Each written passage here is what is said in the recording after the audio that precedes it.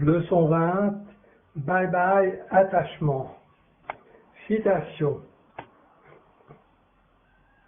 Les attachements sont le résultat d'un bonheur mal placé. Ils ne sont pas difficiles à transformer ou transcender. Il faut simplement voir que vous projetez activement votre bien-être sur des choses qui n'ont absolument pas la capacité de vous donner ce que vous avez déjà. Vous êtes la source de votre propre bonheur. Dès que vous voyez la logique et le sens de cela, vous arrêtez de projeter votre joie ailleurs et voilà, les attachements sont dissous. Bentinho Massaro. Maintenant que vous avez construit une vraie fondation expérimentale en voyant l'indépendance de votre être par rapport aux apparences, cette leçon va explorer le sujet des attachements. Pourquoi, comment est-ce qu'ils se développent et comment est-ce qu'ils n'ont plus aucun sens? Comme pour toute chose dans la vie, dès que vous avez découvert que quelque chose que vous utilisez ne vous sert plus, dès que vous voyez cela clairement avec une clarté transparente, vous cessez automatiquement de poursuivre les choses que vous pensiez qui allaient vous apporter un grand bénéfice, simplement parce que vous réalisez que ce n'est pas le cas. Et c'est tout ce qu'il y a dans la science de l'attachement. Réalisez que vous projetez d'une façon fausse et d'une façon qui ne va pas porter de fruits votre satisfaction dans des choses qui ne sont pas réelles, le futur. Qu'est-ce que l'attachement? La plupart des gens connaissent l'attachement comme une sensation de contraction dans le corps qui suit une projection de peur dans le mental d'une possibilité de perte ou de manque de quelque chose que nous pensons qui contient une portion de notre bien-être. En bref, nous devenons conscients de nos attachements dès que nous pensons que nous allons perdre quelque chose que nous désirons ou que nous n'allons pas obtenir quelque chose que nous désirons. Mais qu'est-ce exactement que l'attachement? L'attachement est du bonheur mal placé. Nos attachements à certaines choses sont dus au fait que nous associons nos bonnes sensations avec la présence de certains objets, de certaines personnes ou de certaines circonstances dans notre vie et les mauvaises sensations avec le manque apparent de ces choses. C'est vraiment très simple. Afin de vous libérer d'un attachement, disons d'un attachement à une personne, il faut que vous puissiez voir, vous puissiez comprendre que votre bonheur ne vient pas de cette personne. Il vient de votre cœur, de votre être, et a simplement été canalisé dans votre corps, dans l'expérience de votre corps-esprit, comme un résultat de ce que vous vous êtes donné la permission de vous sentir bien en voyant ou en expérimentant l'autre personne.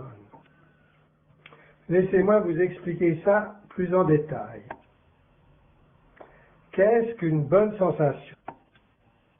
Une bonne sensation n'est rien de plus que d'être en alignement avec la longueur d'onde naturelle de votre soi véritable. Littéralement, se sentir bien est le résultat d'avoir nos vibrations qui sont en harmonie avec la longueur d'onde toujours présente de l'être véritable ou votre véritable fréquence. Qu'est-ce qui produit une bonne sensation? Une bonne sensation est produite par la perspective de votre esprit en ce moment, qui est en alignement avec la perspective de votre être véritable en ce moment. Qu'est-ce que mon soi supérieur pense de cela?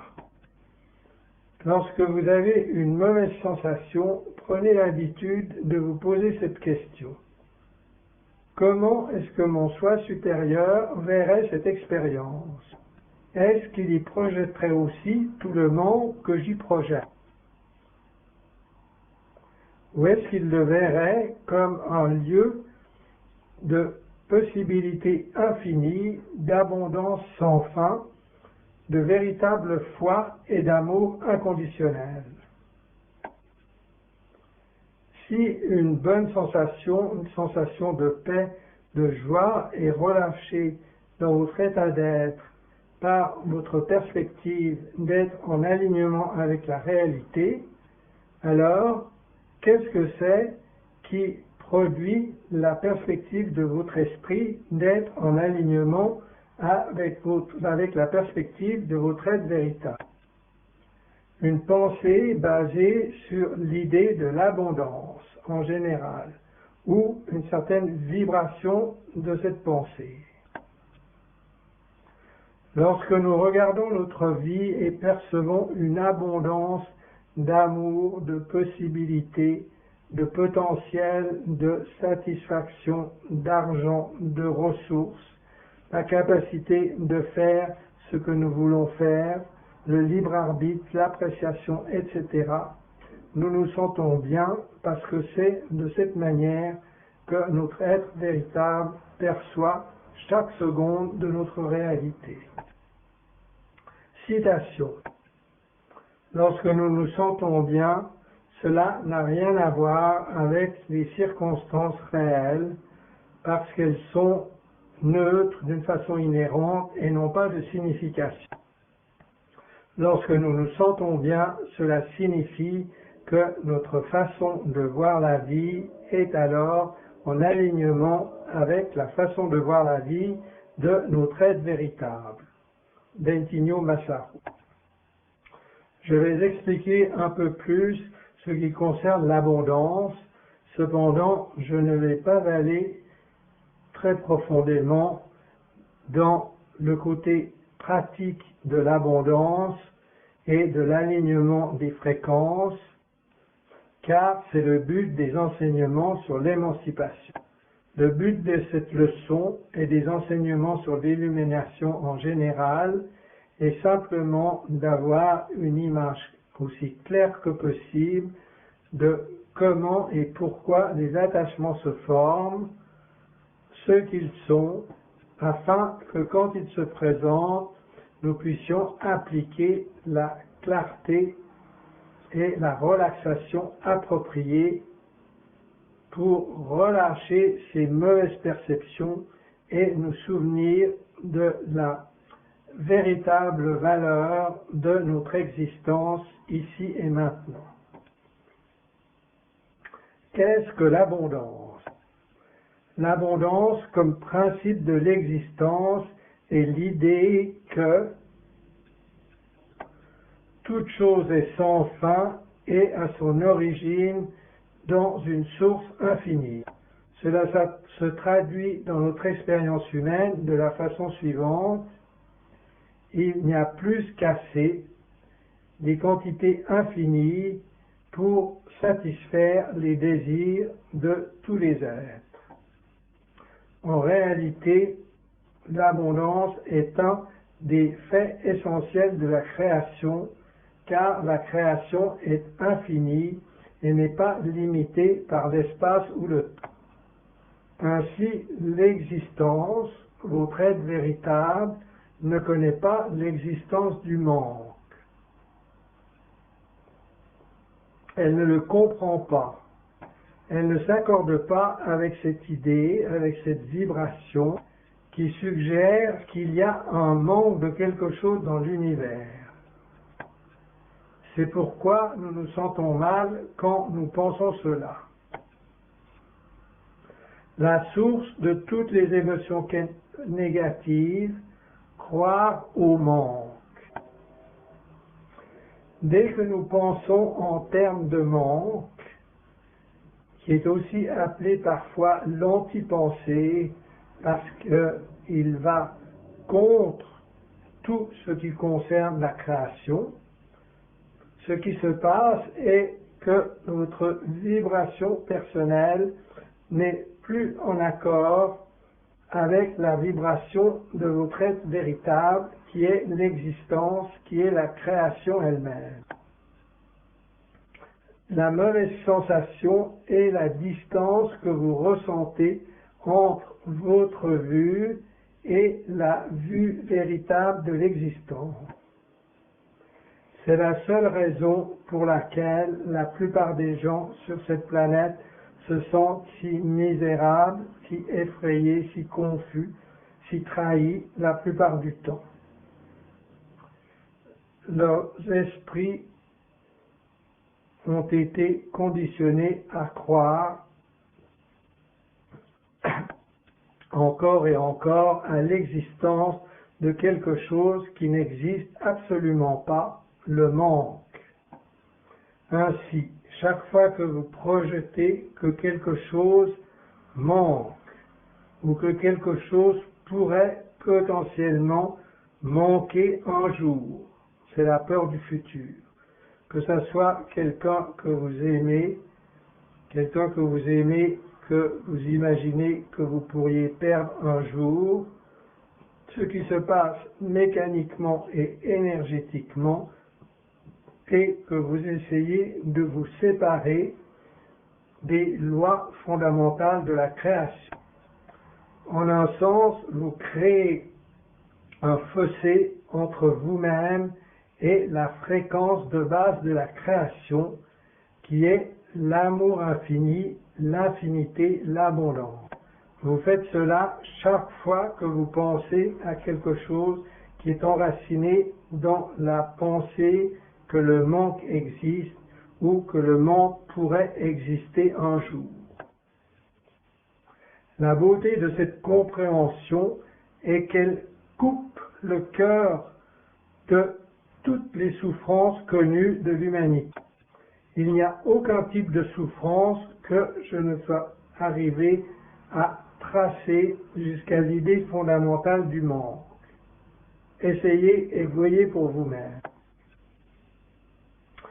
Toute notre souffrance, que ce soit notre résistance et notre contraction en tant qu'être humain, que ce soit physique, mental, émotionnel ou spirituel, mais c'est spécialement évident avec la souffrance mentale et émotionnelle, est basée sur l'idée que le manque peut se produire ou qu'il s'est déjà produit. Vous pouvez croire maintenant que ce n'est pas aussi simple, mais dès que vous commencerez à regarder, vous verrez que l'idée que le manque existe ou peut exister est la cause racine de toute la souffrance humaine. En fait, c'est une perception beaucoup plus précise que de suggérer que le désir est la cause de toutes les souffrances. Je suis tenté d'expliquer cela davantage, mais je vais rester à l'intention de cette leçon et pour l'instant c'est assez. Tout ce que vous avez besoin de savoir à ce point est que le manque est la cause racine de toutes les souffrances mentales et émotionnelles. Plus sur ce sujet sera exploré dans les enseignements sur l'émancipation. Maintenant que vous savez cela, utilisons cette compréhension pour nous poser de nouveau la question: qu'est-ce qui produit une bonne sensation et comment est-ce que l'attachement commence?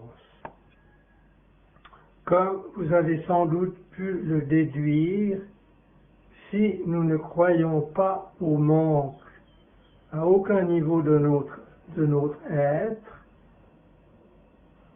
nous allons constamment et sans effort avoir une bonne sensation parce que notre vibration sera celle de notre état naturel.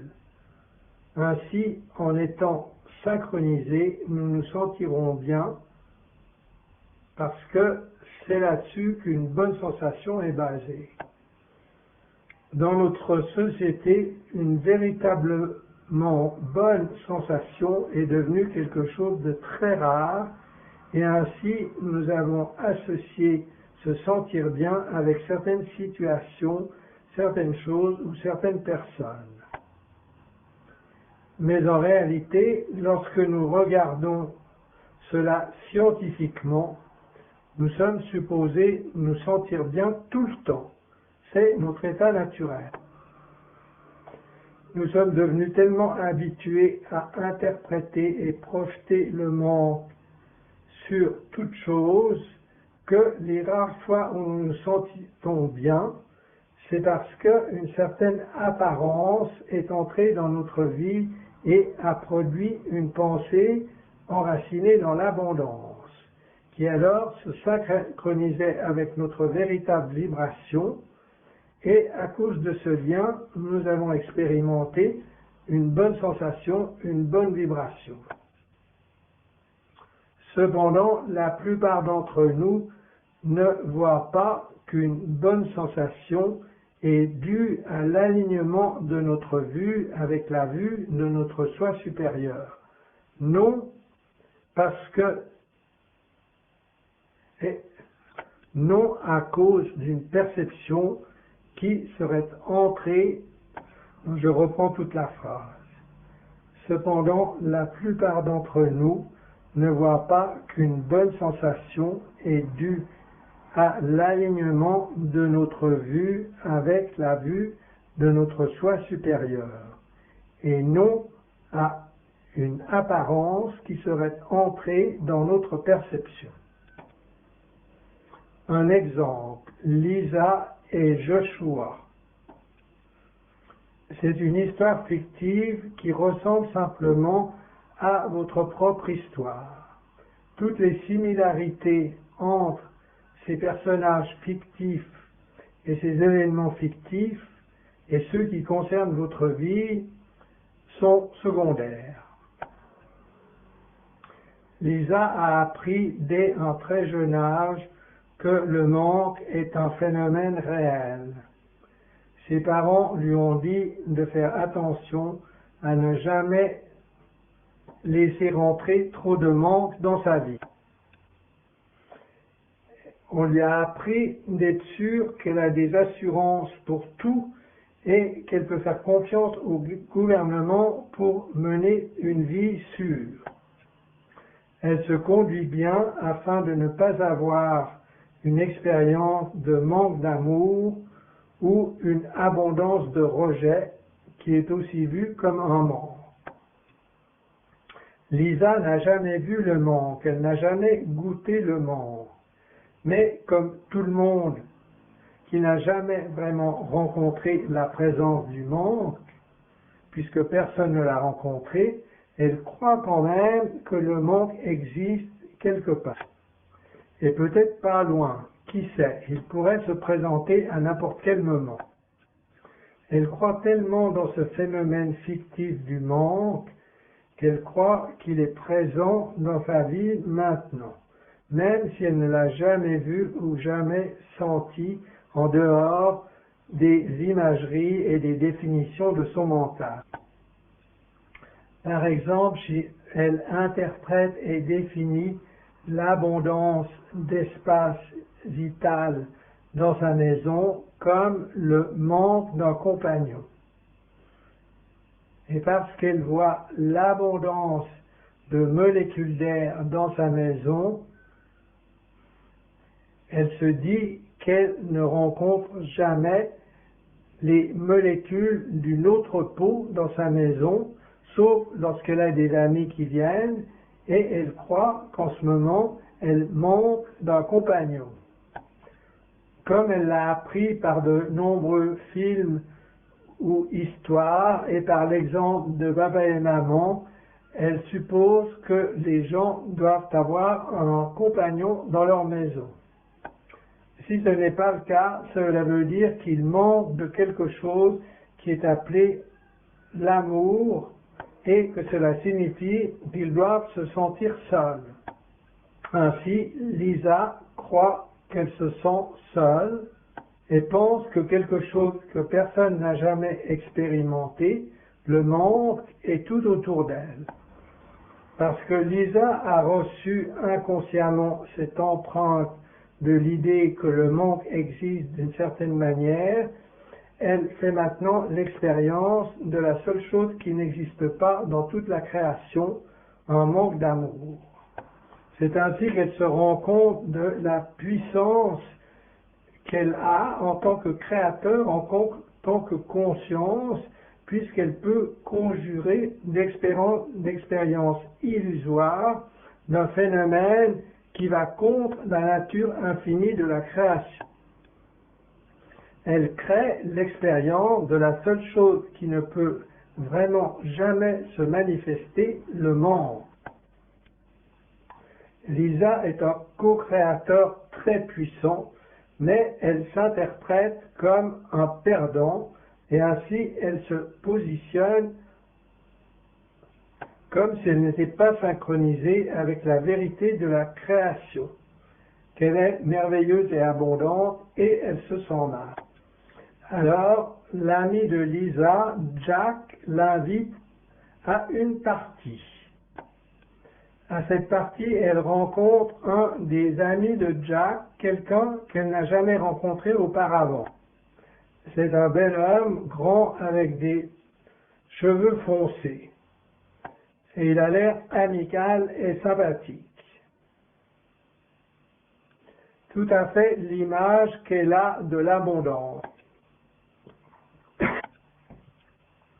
Il est aussi très gracieux, il a une personnalité magnétique et en plus il a l'air sincère. Lisa se sent bien parce qu'elle a des pensées qui sont proches vibratoirement de la vibration originale de la création. L'amour sans fin, l'abondance infinie, tout est possible, etc. Elle ne se sent cependant pas complètement dans un état de béatitude parce que ses pensées ne sont pas la pure vérité.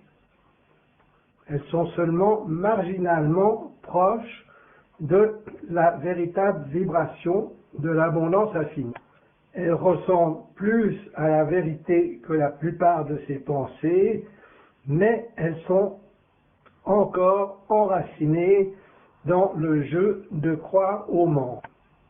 Elle a des pensées telles que il y a la présence d'un bel homme dans cette pièce. J'ai serré sa forte main et j'ai regardé dans ses beaux yeux et il a dit qu'il était content de me rencontrer et il a l'air de m'aimer. Ces pensées ont produit de bonnes sensations chez Lisa parce que ces pensées étaient en alignement avec la perspective de l'existence. Ces bonnes pensées avaient très peu ou même rien du tout à voir avec la présence de cet homme. Elles avaient à voir avec le fait qu'elles se donnaient la permission d'avoir des pensées enracinées dans l'abondance plutôt que dans le manque, pour une fois.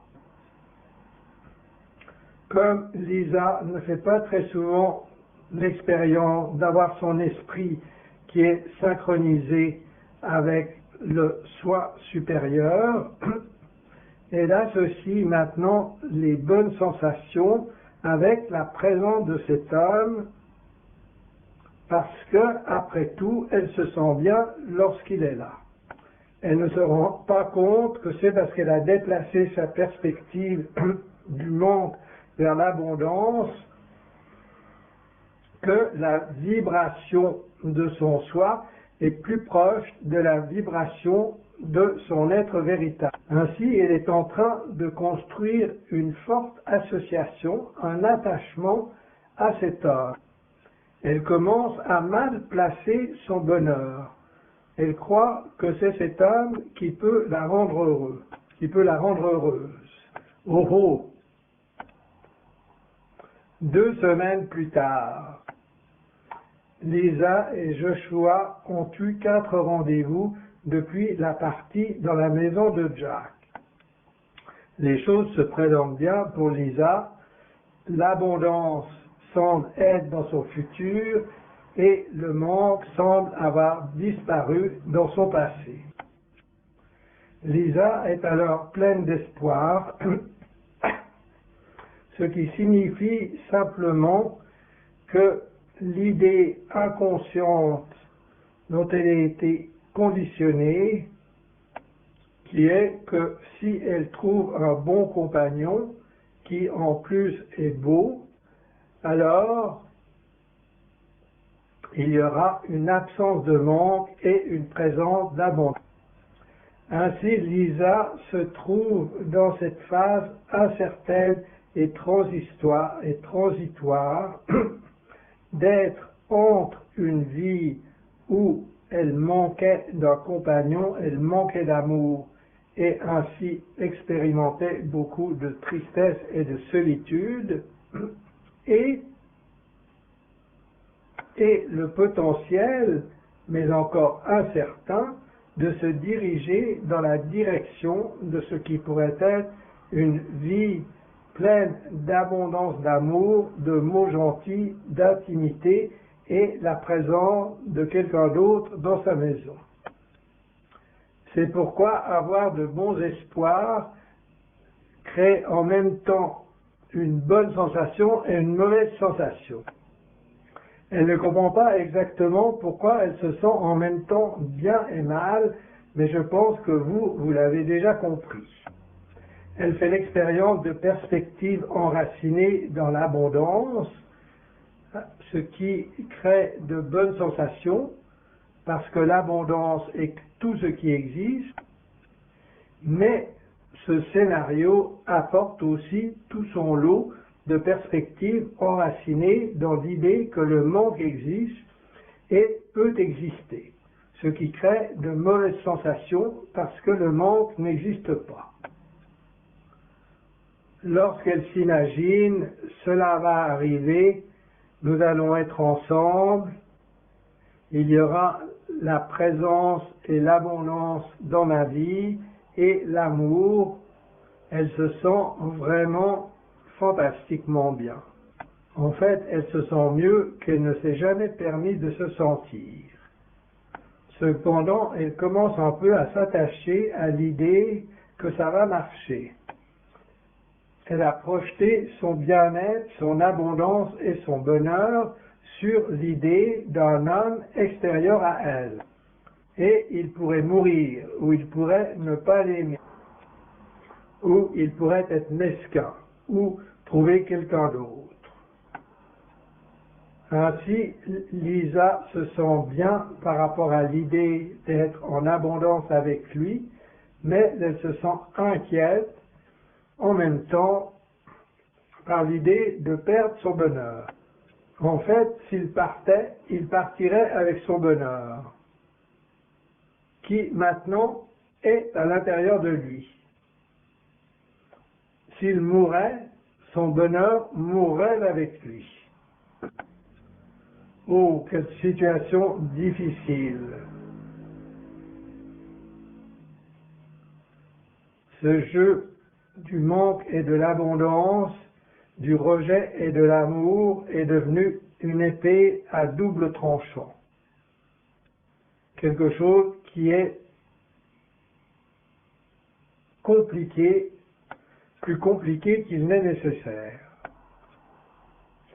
Maintenant, imaginez ceci, un scénario similaire se produit constamment tous les jours pour 7 milliards de personnes et il se répète sans fin.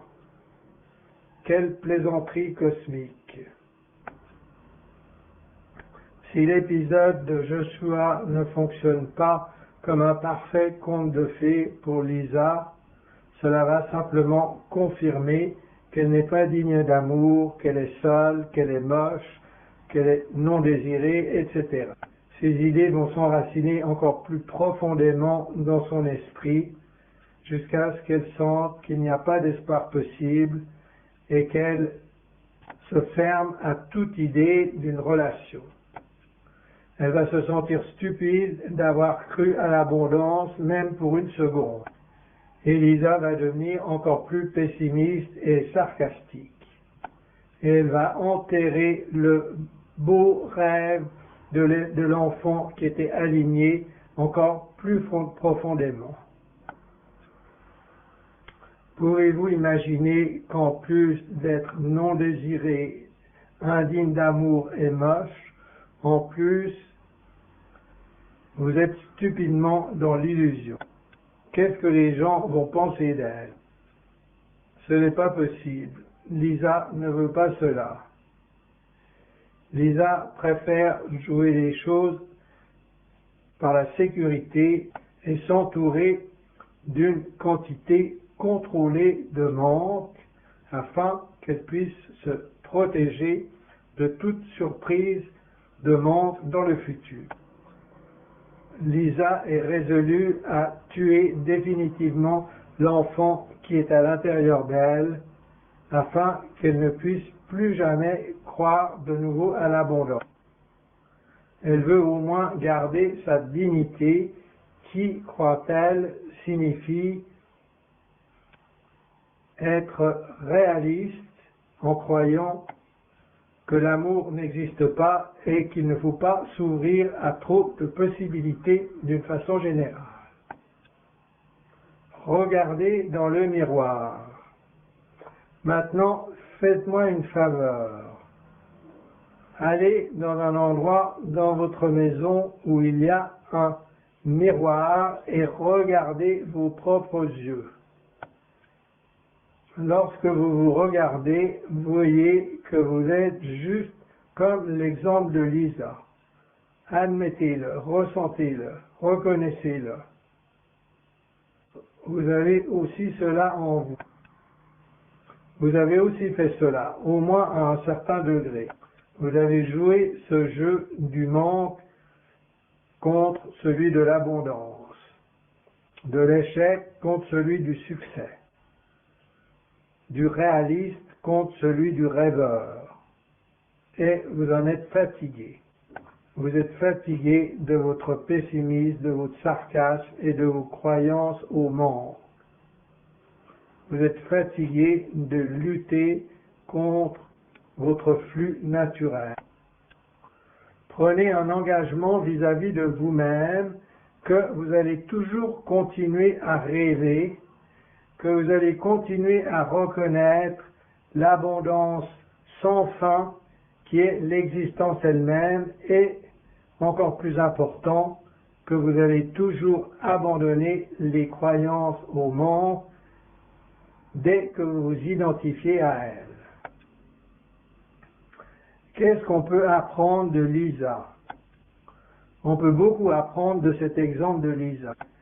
Premièrement, l'attachement n'existe que parce que nous croyons que nous manquons d'abondance, d'amour et de bonheur. Si nous n'avions aucune croyance concernant le manque, nous ne serions pas capables d'attacher notre bonheur à une chose, une personne ou un événement.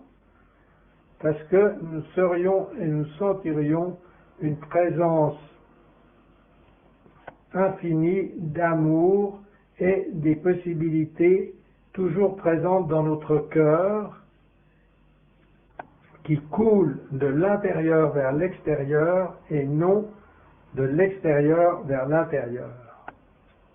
Nous devrions sentir que nous donnons plutôt que nous prenions, que nous soutenons plutôt que de demander du soutien, que nous partageons plutôt que de rechercher l'amour dans l'extérieur.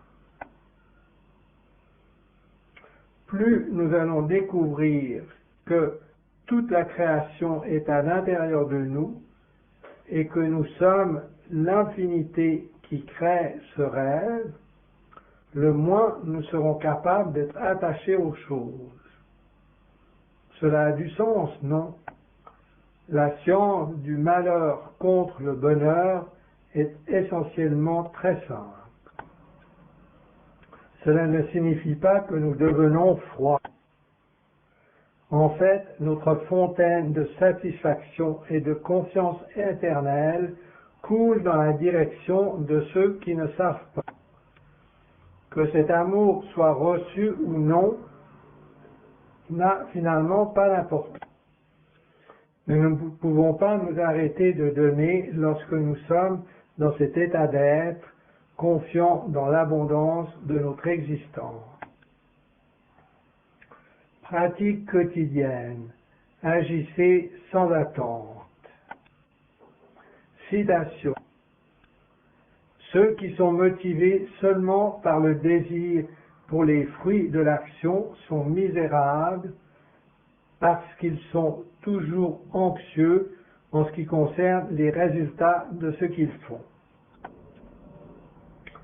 Vous avez le droit de travailler, mais vous n'avez jamais le droit aux fruits du travail. Vous ne devez jamais vous engager dans l'action pour une récompense. Mais vous ne devez pas non plus désirer l'inaction. Accomplis ton travail dans ce monde, Arjuna, comme un homme établi à l'intérieur de lui-même, sans attachement égoïste, que ce soit dans le succès et la défaite. Car le yoga est la parfaite égalité de l'esprit. Bhagavad Gita. Afin d'ancrer les observations que vous avez faites jusqu'à maintenant concernant la manière dont l'esprit humain est entraîné à projeter son bonheur dans des apparences vides et dénuées de signification, et en conséquence de se sentir attaché à ces apparences, un exercice très utile peut être de sortir dans votre vie quotidienne et d'apprendre à faire des actions, quel qu'en soit le résultat.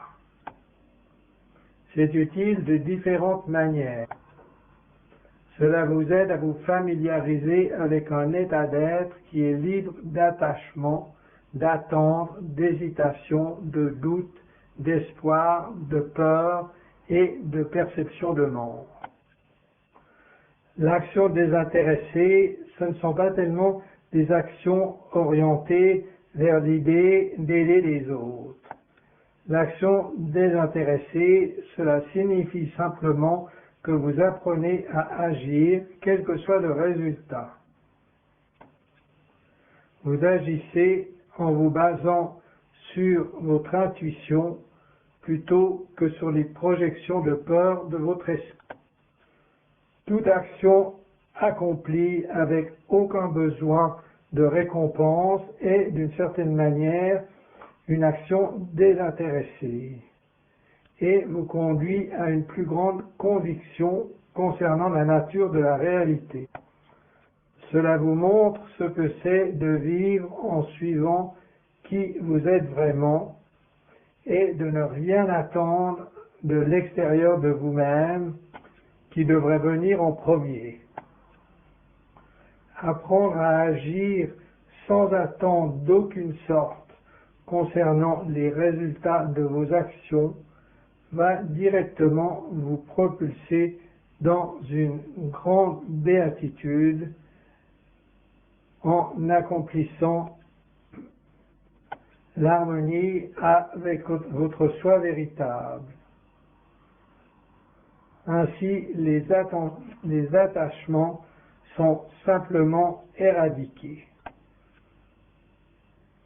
C'est une chose de penser à la nature de l'attachement et de faire des observations utiles, mais c'est encore plus puissant de sortir dans le monde et de vivre en accord avec vos impulsions les plus élevées, libre du besoin d'un certain résultat et libre de projeter votre bonheur sur des apparences futures et de mal placé votre véritable connexion. Ainsi, pour ancrer cela, vous devez en faire le test dans votre propre vie, mettre cela en action.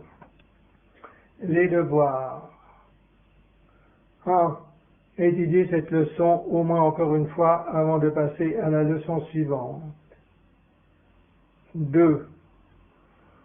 Pendant au moins les 2-3 prochains jours, appliquez sincèrement cet exercice de prendre des actions dans votre vie sans aucune attente sur ce que pourrait être le résultat.